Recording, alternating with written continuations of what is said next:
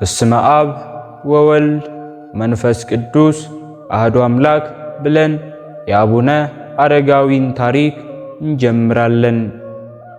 አቡነ አረጋዊ ዘደብረ ዳሞ። በዚህች ቀን አረጋዊ ዳሞ በመባል የሚታወቀው አባ ዘሚካኤል ነው። ታሪኩም እንዲህ ነው። 9 ቅዱሳን መልአኩ ቅዱስ ሚካኤል ግብፅ ከአስቄጥስ ገዳም በደመና ነጥቆ ወደ ኢትዮጵያ አምጥቶ በትግራይ ክፍለ ሀገር በአክሱም ምድር አድርሷቸዋል። ገዳም ገብተው ሲጸልዩ አባ ዘሚካኤልም ደብረ ዳሞ የሚባል ተራራ ስር ነበር። ከዚያች ተራራ ላይ ወጥቼ ብጸልይ እያለ ወደ እግዚአብሔር ይለምን ነበር።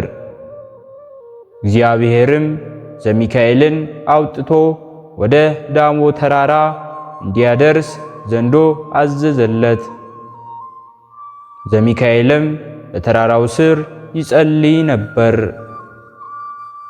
የታዘዘው ዘንዶ በቀትር ጊዜ መጣ። ዘንዶውም ወደ ተራራው መውጣት ጀመረ።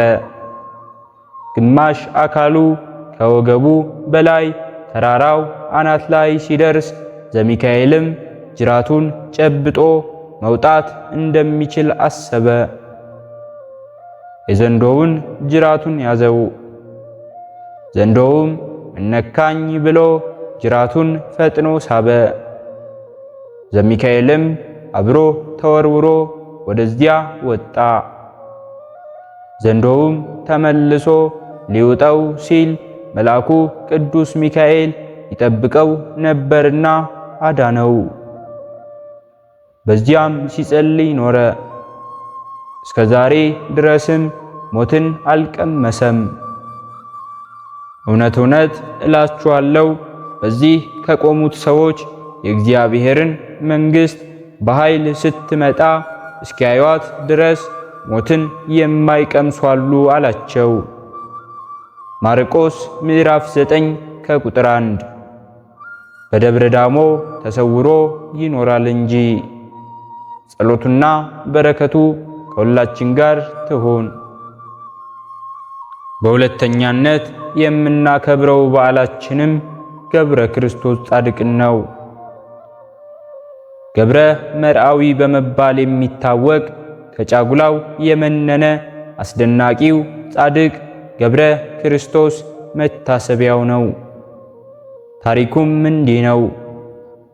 በቁስጥንጥንያ አገር የሚኖሩ አባቱ ቴዎዶሲዮስ የተባለ አገረ ገዥ እናቱም መርኬዛ ይባላሉ።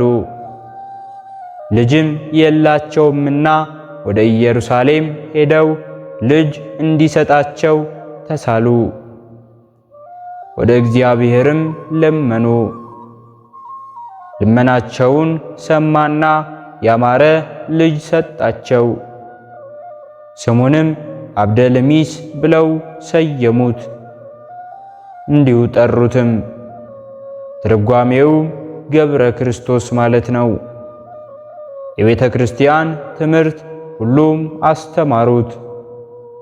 እንዲህም እያላደገ በጎለመሰ ጊዜም የሮሜውን ንጉሥ ልጅ አጭተው እንደሚያጋቡት ጠየቁት። ሚስት አግባ ብለውም ነገሩት። እርሱም ሳይወድ የእናት አባቱን ትእዛዝ ለማክበር ይሁን እሺ አለ። ልጆች ሆይ አባቶቻችሁን አክብሩ ይላልና መጽሐፈ ሲራክ። አባትህንና እናትህን አክብር መልካም እንዲሆንልህ ያለውን መጽሐፍ በማሰብ እንጂ። እርሱም የዚህ ዓለም ኑሮ ኃላፊነቱን አስቦ እምቢ እንዳይል የእናቱንና የአባቱን ትእዛዝ ሆነበትና ይሁን አለ። እንደ ሥርዓቱም አደረገው። አጋቡትም። ሥርዓተ መራዊ ፈጽሙ በማለት ከጫጉላ ቤት አግብተው ዘጉባቸው። ገብረ ክርስቶስም ሙሽራይቱን እንዲህ አላት፣ ዓለም ኃላፊ ነውና ድንግልናሽን ጠብቀሽ ኑሪ ብሎ የሙሽርነቱን ልብስ አውልቆ ግምጃ ለብሶና እግዚአብሔር ካንቺ ጋር ይኑር ብሎ ተሰናብቷት ወጣ። ከዚህ በኋላ እርሷም አለቀሰችና ቀረች። ጌታዬ ሆይ ለማን ትተወኛለችው? እርሱም ለእግዚአብሔር ሰጥቼሻለሁ አላት። ብትችይስ በአባቴ ቤት መበለት ሆነሽ ኑሪ አላት። እንዳዘዛትም ኖረች። እርሱም ወጣና እኔም ጌታዬን እግዚአብሔር እንድከተለው ነው አለ። ከዚያም ተጓዘ። ስለ ስሜም ቤቱን ወይም ወንድሞቹን ወይም እህቶቹን ወይም አባትን ወይም እናትን ወይም ሚስትን ወይም ልጆችን ወይም ርስትን የተወ ሁሉ 100 እጥፍ ዋጋ ያገኛል ያለውን የወንጌል ቃል በማሰብ ወጥቶ ተጓዘ። ሚስቱም ዝም አለች። ከጫጉላው ወጥቶ ሄዶ ከባህር ደረሰ። በመርከብም ገብቶ የዓመት መንገድ የሚሆን በአንድ ቀን ተጉዞ አርማንያ ደረሰ። ብፁዓን እለ ይሰደዱ በእንተ ጽድቅ እስመ ሎሙ ይእቲ መንግሥተ ሰማያት፣ ስለ ጽድቅ የሚሰደዱ ብፁዓን ናቸው መንግሥተ ሰማያት የእነርሱ ናትና ያለውን የወንጌል ቃል በማሰብ ተሰደደ። በነጋ ጊዜም እናቱና አባቱ ወደ ጫጉላው ቤት ገቡ። ልጃቸውን አላገኙትም ነበር። ሙሽሪትንም ልጃችን ወዴት ነው አሏት። እርሷም ለማንም አትናገሪ ብሎ አስማለኝ፣ በሌሊትም ወጥቶ ተጓዘ አለቻቸው። በምድር ላይም ወድቀው አለቀሱ። ከዚህ በኋላ ገብረ ክርስቶስን ይፈልጉ ዘንድ 500 ወታደሮችን ላኩ። ንጉሥ ነውና በያገሩም አሳወጀ። ወታደሮችም ካለበት አገር ደረሱ።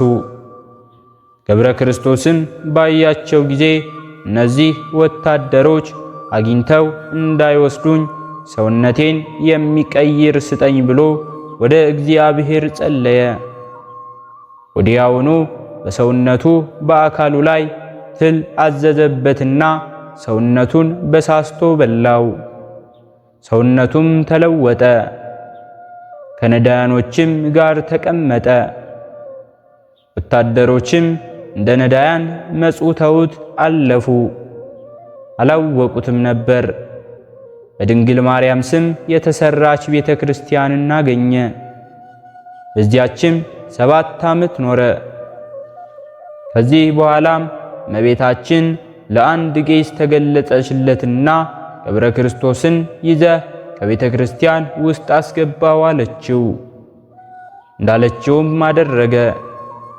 ከዚህ በኋላም ገብረ ክርስቶስ ክብሬ ተገለጸብኝ፣ ውዳሴ ከንቱ ሆነብኝ ብሎ በሌሊት ወጥቶ ሄደ። ወደ ባህር ዳርቻም ተጓዘና በመርከብ ገብቶ ወደ ሌላ ሀገር ለመሄድ አሰበ። በእግዚአብሔር ፈቃድም ወደ አባቱ ሀገር ደረሰ። እርሱም ሌላ ሰው ከማጽደቅ ዘመዶቼን ላጽድቅ ብሎ በእናቱ በአባቱ ደጅ ይቀመጥ ዘንድ ጠየቀ። እነርሱም አላወቁትም ነበር። እንዲቀመጥም ፈቀዱለት።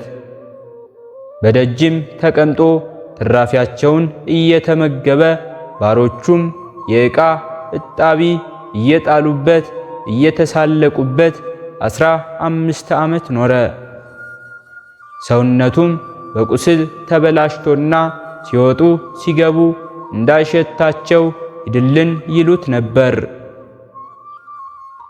ውሾችም ቀድሞ ስለሚያውቁት ቁስሉን ይልሱለት ነበር፣ አይጣሉትም ነበር።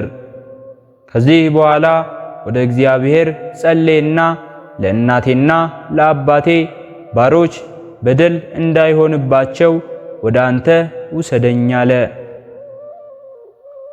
በዚያን ጊዜ ስምህን ለሚጠራ መታሰቢያህን ለሚያደርግ ምሬልሃለሁ ብሎ ቃል ኪዳን ሰጠው። ክብር ሞቱ ለጻድቅ በቅድመ እግዚአብሔር እንዳለ ዳዊት መዝሙር 115 ከቁጥር 5። ከዚህ በኋላ ገድሉን ከመጀመሪያ እስከ መጨረሻ ጻፈ።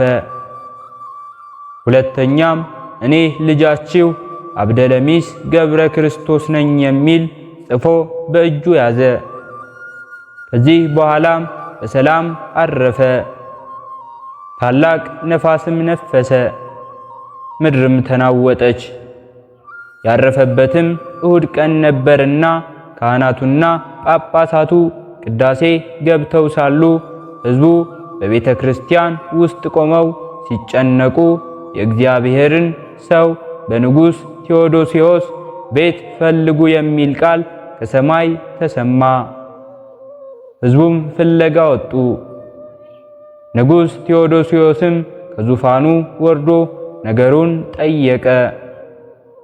ከቤተ ክርስቲያን የነበሩት ሰዎችም ከሰማይ ቃል እንደመጣ ፍለጋም እንደመጡ ለንጉሡ ነገሩት።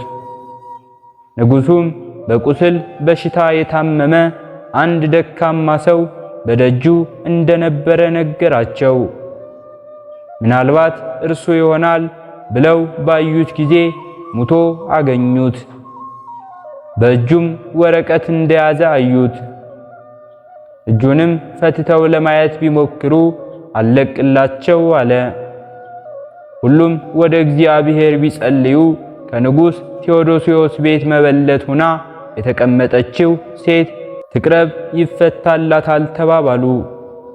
የቀድሞ ሚስቱ በእናት በአባቱ ቤት መበለት ሆና ተቀምጣ ነበርና በቀረበች ጊዜም ተፈታላት። ደብዳቤውም እኔ አብደለሚስ ግብረ መርአዊ ገብረ ክርስቶስ ልጃችሁ ነኝ የሚል አገኙበት። እናትና አባቱም ልጃቸው እንደሆነ አወቁ። ታላቅ ልቅሶ ማለቀሱ። በብዙ ክብርም አክብረው ቀበሩት። መቃብሩም በሽተኞችን በመፈወስ ብዙ ተአምራትን የሚያደርግ ሆነ። ጸሎቱ፣ በረከቱ፣ አማላጅነቱ ከሁላችን ጋር ትሁን። ሕሊናችን በማሰባሰብ አባታችን ሆይ እንበል።